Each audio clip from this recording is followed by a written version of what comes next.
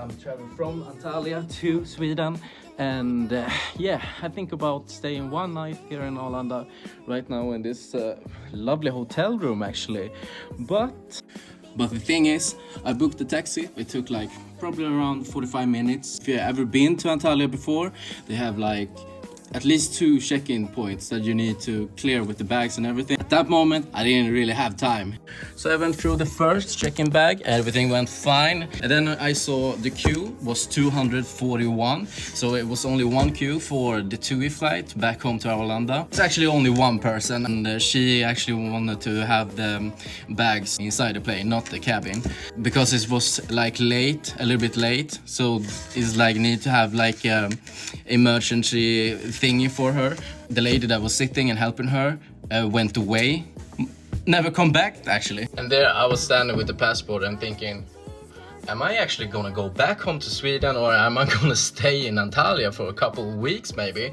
Because I missed the flight because she never returned. I was waiting there for probably 20 minutes or something, maybe more. So the last time I was visiting Turkey was actually in June for 2 weeks in Alanya, and there was absolutely the same problem in Antalya with the airport thingy.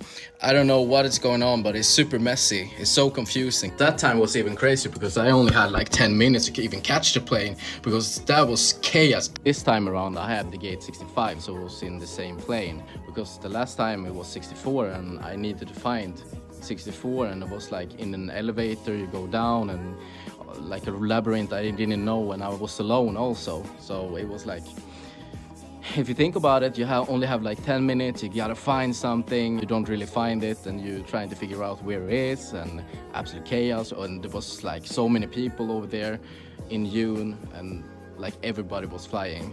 And when we landed in Sweden at 3 a.m, nothing is open. Should I book a hotel and stay for one night, or should I wait for the bus or wait for the train? So I had to figure it out, and then I make a dancing video.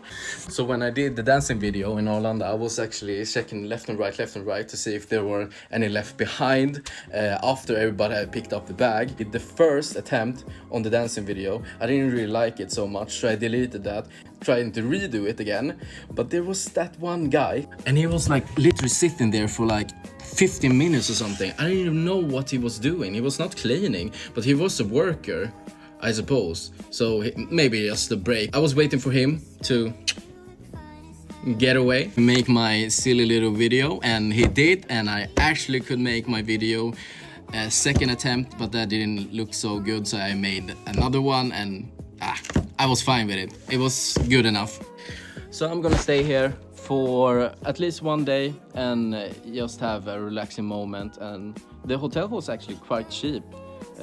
It's close to Arlanda. Then I get also the free transfer from the airport to the hotel. That was included with the price. It was only 40 euros or 42 euros. So that is pretty good to be in Stockholm.